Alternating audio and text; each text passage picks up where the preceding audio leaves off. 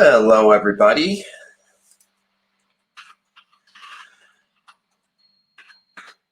Today we're going to chat through all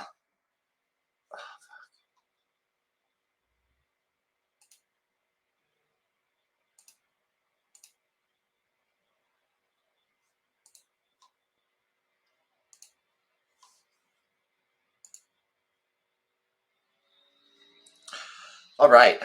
Sorry, having a couple technical difficulties there.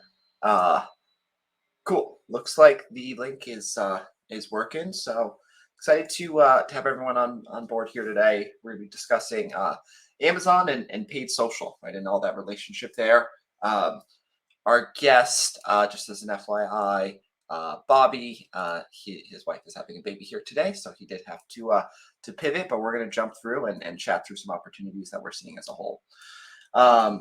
So one, why is this important, right? One of the big things when it comes down to Amazon that we've seen, over the last 12 months or so is a big increase in our average CPCs, right? Cost per acquisition's up. As Amazon became more popular, there's been a lot more advertisers that come on to that platform. And so Amazon's just become a much more expensive endeavor, and utilizing things like outside traffic can be an excellent way for us to help facilitate growth on Amazon, in addition to what we would do from an ads perspective.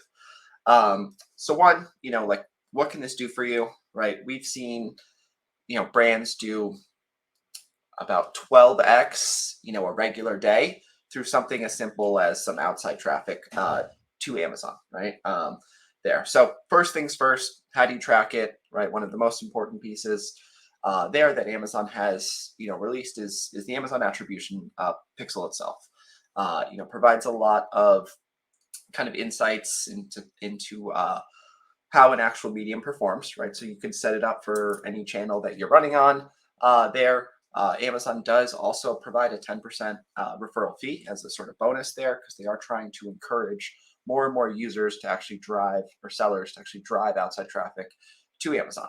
And essentially it's going to create a nice way of tracking it. You'll get that 10% referral back. And really, when it comes to outside traffic, right, there's a couple different goals that we're going to have. One is obviously sales. So just purely tracking that from a sales perspective to help estimate your ROI is really important. But the other big thing that we're going to start to see is branded volume, right, changes, and people actually searching for your brand on Amazon. And this is really going to help us from a sales velocity perspective.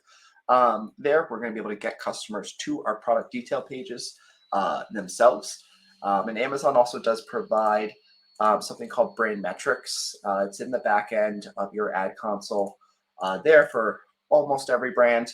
And it actually allows you to see things like how many branded searches you have, how many branded searches and detail page views you have. So that metric's a little bit further in regards to being important, as you're actually allowed to, you can see that not only did a customer search for your name, but they actually got to your product detail page. And that's a very important KPI for us there. It shows a much higher degree of consideration than branded search alone. And then also within brand metrics, you're actually going to have the ability to see brand customers who purchased, right? So not everything is going to get tracked always through attribution, right? Some customers are going to see your ads they're going to get interested, and they're going to come back later and purchase, right? And so that brand metrics piece is also a really important one to see. But all of these pieces together really allow us to start to see some sales velocity, right? Now, where this can be really fruitful for us right now is things like product launches. When we're launching a product in Amazon, one of the things that is unfortunate, right, is you start with a low degree of reviews there. And so we really like leveraging different mediums such as like TikTok, YouTube, leveraging some influencers can all be a great way to launch a product towards Amazon there. There's two places we tend to like to link. One is, if we're doing an individual product there and we have a really nice built out product detail page, that's going to be one of the key pieces, right, to ensure that we actually have a strong conversion rate. from our outside traffic itself. So making sure you have a robust title, making sure you've got some built out bullet points, and really product photos and A+ content are where we find are probably two of the most important things for conversion rate on Amazon. So making sure that if you are going to drive outside traffic to your Amazon listing, right, we have it built out in a very robust way and that it's optimized for conversion, especially when you don't have a lot of reviews. The product images, the text within the images, the unique selling points are all going to be super, super important. One other area that we've driven outside traffic to that's done really, really well for us is actually building out an inner page on a storefront to become more like a landing page, right? So a lot of sellers on Amazon, they'll create kind of a fairly basic storefront, but what we find is leveraging it to or turning a storefront into a landing page. So throwing videos in there, using rich images, you can actually create an even more robust landing page than what you would do through your product detail page itself. So driving outside traffic to something like a storefront can also be a great, great way of ensuring that you're going to have a high degree of conversions there. Cool. So there's a couple different mediums, right, that people are utilizing right now and seeing various degrees of success. I think one that's a little bit hot right now that's worth chatting through is TikTok, right, and what we can kind of see on the TikTok side of things. So one, TikTok does have pretty incredible organic reach. So creating a content strategy on utilizing something like TikTok can be a great way to just build an audience and start to drive some traffic to Amazon over time. What we find is really just like authentic content, right? So understanding who your user is, right? Getting, especially if you can get people to create user-generated content's a great way as well, like throwing some items over to some influencers and having them actually post about it on TikTok. It's been something that's really, really sick. If we're doing things like we're doing TikTok in a paid fashion, one of the things that is nice about TikTok is the CPMs tend to be lower on average on TikTok compared to all the other ad platforms now. Even though there's a lot of interest in TikTok, it's still relatively inexpensive, so definitely worth testing from an ads perspective if it's something you are not used to. I will say what we find is average order value on TikTok tends to be a little bit lower, right? So most customers on the platform are not buying really high price point items there, so definitely like lower than $100 tends to be pretty strong there in terms of like direct conversion. There are I will say some really interesting things from a brand lift perspective. So we tend to see TikTok as being one of the best mediums out there right now for creating some branded lift there. It's not always going to convert necessarily, but you start to see those brand lift pieces, and that's where things like setting up retargeting on your Amazon efforts, right? With you could do this with DSP. You can set up a retargeting viewed but not purchased. You can also set up a viewed but not purchased through sponsored display, right? If you're not, maybe you're not into DSP yet, but sponsored display, always setting up a retargeting campaign as a just general best practice is always something you'll want to do. Do see we have a question here. Let's see. Do you drive them directly to Amazon product listings? So I'd say yes, either directly to an Amazon product listing or directly to an Amazon storefront there. But if you really build out a storefront page, can really, really be fruitful as a whole. So definitely a good question. There are some folks that will drive that outside traffic to a landing page outside of Amazon first and then redirect to Amazon. That's definitely been something that I've seen as well. The advantage on something like that is you can potentially do like an email capture or some sort of like SMS capture to kind of get them to go to that next step or to claim some sort of deal, things like that. It can be, depending on how smooth you are at setting up kind of those landing pages, can be a couple of extra steps. So just driving directly to the product detail page, but using the brand referral link is definitely something we recommend. Cool. So jumping back into TikTok here, I will say, Do you still use, that's a good question too. Okay. Do you still use two steps URLs for ranking? It's a good question. So if we are, let's say, driving outside traffic to Amazon, and this is actually a pretty old school strategy, but there are ways where it can work. So setting up essentially a two-step URL is trying to get the traffic that customer, the outside traffic, when they go to the listing itself, to kind of be keyword rich, right? To help you essentially rank a little bit in search. Amazon has shut down some of the standard two-step URLs from a ranking perspective piece, so it doesn't necessarily work as well as it used to from an SEO perspective. We've been focusing a little bit less on two-step URLs from that outside traffic directly to Amazon, and really focusing more on like conversion and brand lift there.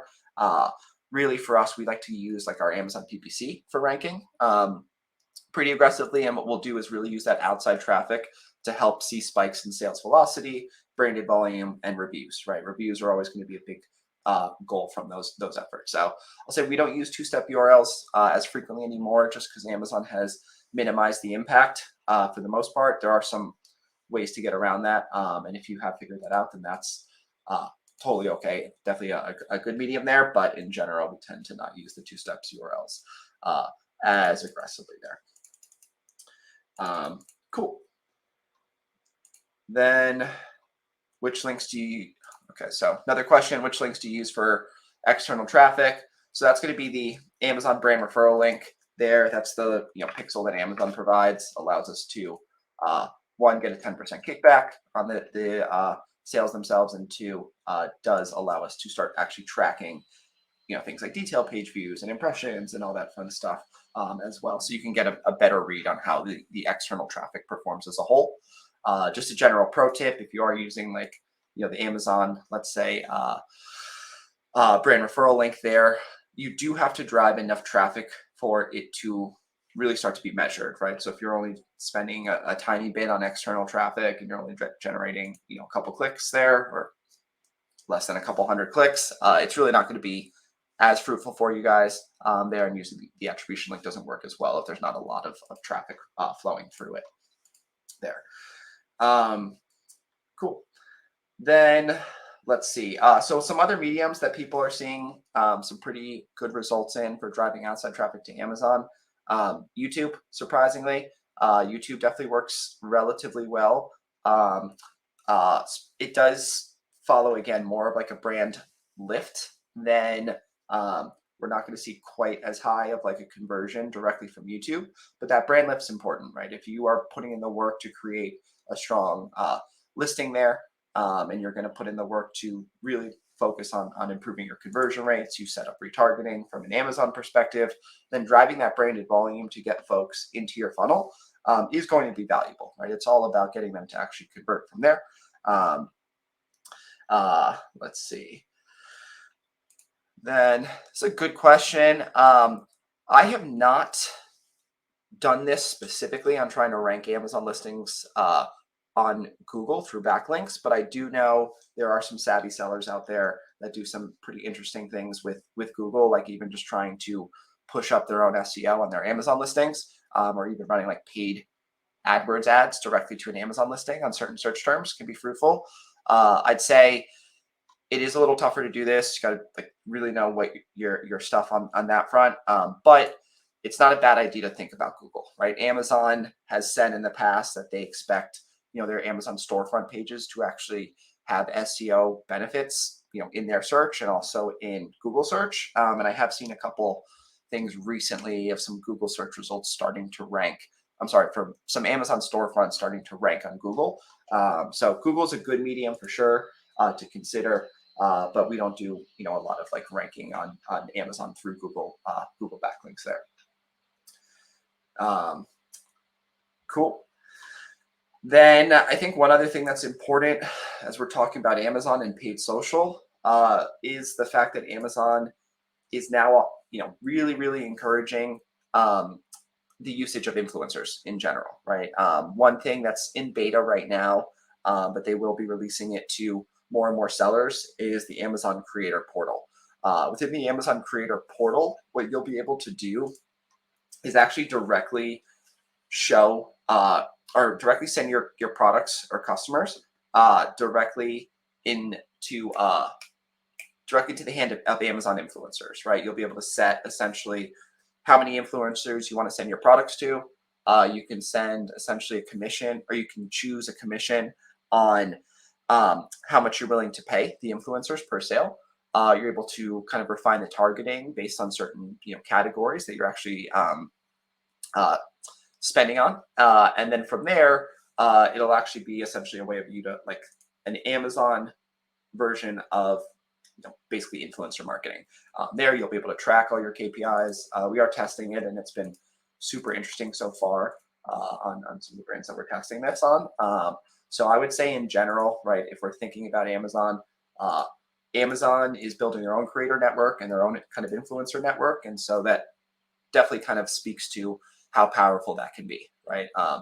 There's one brand I always like to use an example of is this brand Goli, Goli. They sell supplements.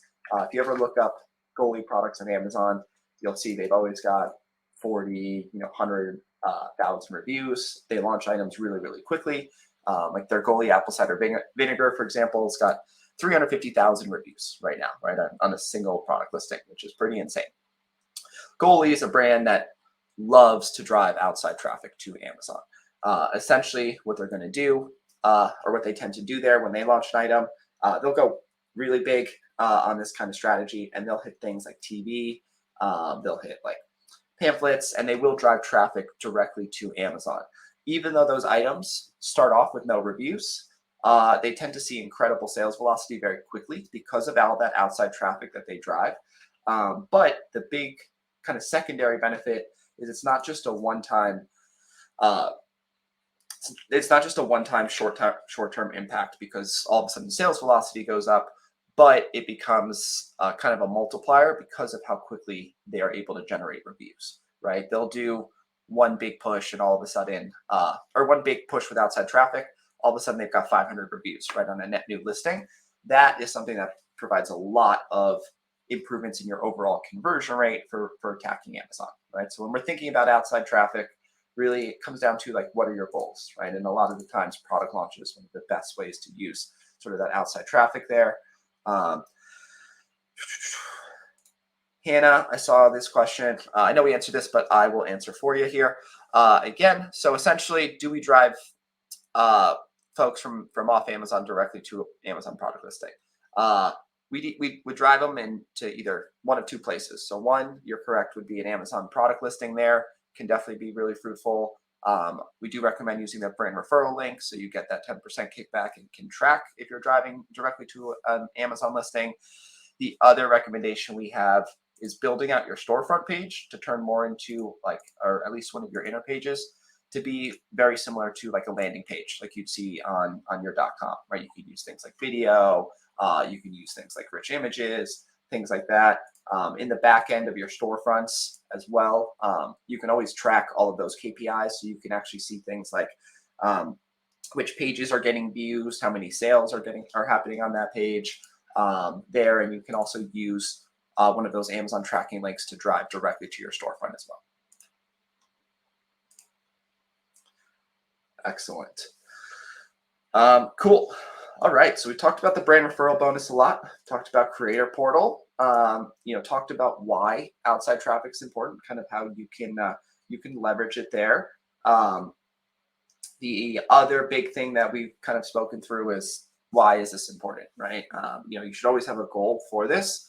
Another thing that I think is important for brands to understand is, do you do this at a product level or at a brand level, right? When you're driving that outside traffic, we typically recommend that you're driving it at more of a brand level. More of a product level there. It means your content can get a little bit more granular. It means your targeting can get a little bit more granular there. And when you're driving them to the product listing, ultimately you'll have a higher chance of conversion the more granular you go with your content and the products themselves.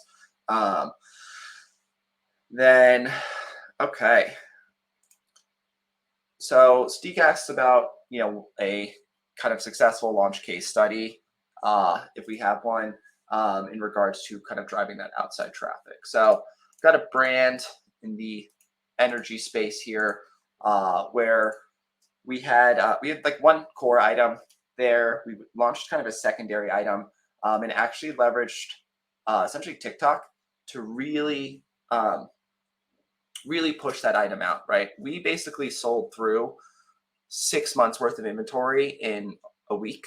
Right, when we really hit on TikTok there, we got and a lot of it was actually pretty organic. So we just started putting out a lot of like high quality content, but just throwing a lot out there. Got a lot of organic visibility through that piece. We linked directly back to Amazon. And so, yeah, literally sold out of 6 months worth of inventory in a couple weeks there. And the other big benefit is it started to help our products to actually rank much better on Amazon itself. So not only did we see a big degree of sales, but we also got 200 reviews in 3 weeks, right there. So that means when I finally got back in stock, I was able to start with a much higher converting product than what I had originally there. Now we did execute like all the practices that we spoke through, right? So we made sure that we had really strong title. We made sure that we had strong bullet points. All of our product photos included text directly over the product images to make sure that we'd have a strong conversion rate, and then some pretty robust kind of A+ content. And that combination there really enabled us to see some strong kind of early growth there. And now we're kind of using that success and really hitting it hard from an Amazon PPC front to take advantage of the listing now that it's a little bit more strong. Yeah, so that's a good example of like a product launch. Got another example here where it's kind of the next steps off of a paid social effort, but essentially got another brand, high repeat purchase type of item where we did a lot of Facebook marketing to drive brand awareness. On that one, we actually drove right to the brand's own website, but we turned the website into being more like a landing page. So doing email captures, and actually driving them back to Amazon is a kind of key endeavor there. And from that, we've gotten a lot of email addresses from it, right? So this past Prime Day, typically we do about $10,000 a day, right, for this brand, or 10 to 15,000 a day. On Prime Day, we did $260,000 in kind of one day there. The thing that really helped us max out on our sales velocity there was we took that email list that we built from the Facebook ads themselves. We drove that, we did an email blast directly to our customers or potential customers. Said, hey, we're having a 30% off sale on Amazon. Here's the link. From that link, we attributed about $180,000 worth of the $260,000 total dollars to that email blast, right? So it became a really, really powerful kind of asset for us. Now, when you have an email list, you don't want to use it all the time, right? You want to make sure that the list doesn't get kind of spammed too aggressively there. But once you drive that outside traffic, you start collecting some customer info, and you do kind of an email blast, especially when you're running deals, can be really, really powerful tool to help accelerate sales there. Then let's see what else we've got here. All right, so can we share some tips to get reviews? Okay, so couple things from a reviews perspective. One is really just sales velocity. There, the higher sales volume you're able to do, right? The more reviews you're going to see naturally on your products. So things like outside traffic can be a great kind of way of boosting that up. Another big piece is where your sales are coming from. So for whatever reason, non-branded customers on Amazon leave reviews at like twice the rate that branded customers on Amazon do. So really focusing on driving some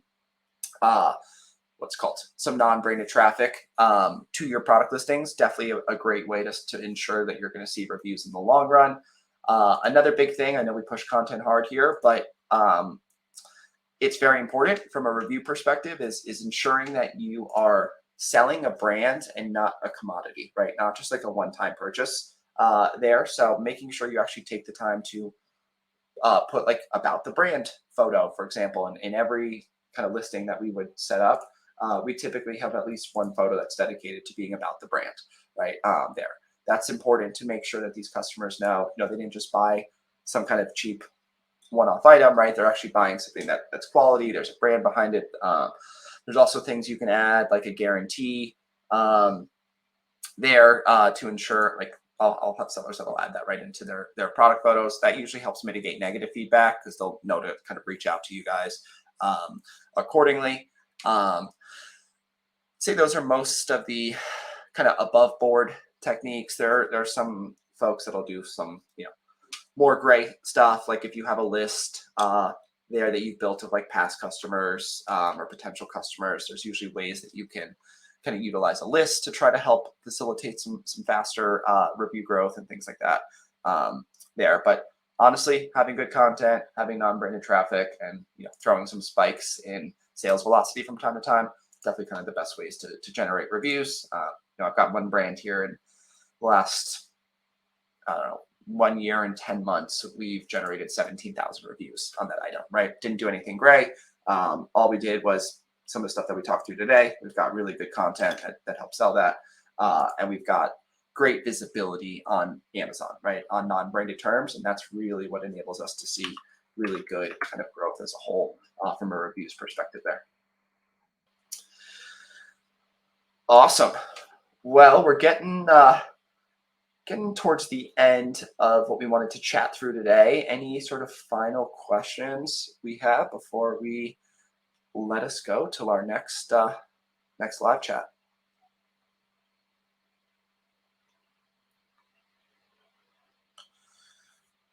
Alrighty. Well, feel free to follow us here on LinkedIn. You can also find our company called Straight Up Growth. It's the ad agency that I founded here, where we manage about $400 million in Amazon sales and do a little bit over $40 million in spend. You can always reach out to us at straightupgrowth.com if you're ever interested in learning more. Here. Okay, so I'm going to answer one more question here before we go. So Hannah asked a good question. Any best practices about the creator portal there?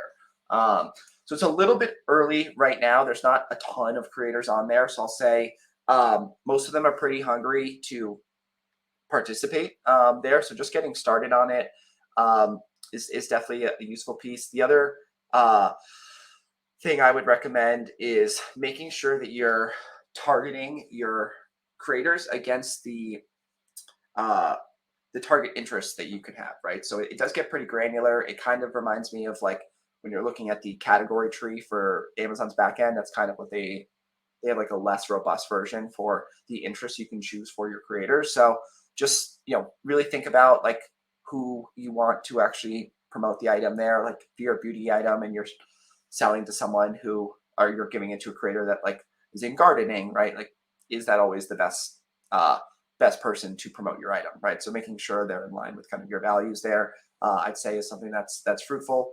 And as a whole, I'd say, besides the creator portal, there's other ways to do this too, right? There's a number of firms that allow you to partner directly with influencers. They don't always have to be huge, right? In fact, we find smaller influencers tend to work better. Even getting down to like a micro influencer level, one, they're cheaper, but two, they've got a smaller, typically more targeted audience. So building out your own kind of influencer network or looking into at least testing and getting influencers started on your products is definitely something we definitely recommend there. Alrighty, well, till next time, appreciate the time today. I'm Daniel Tejada from Straight Up Growth, and have a great day.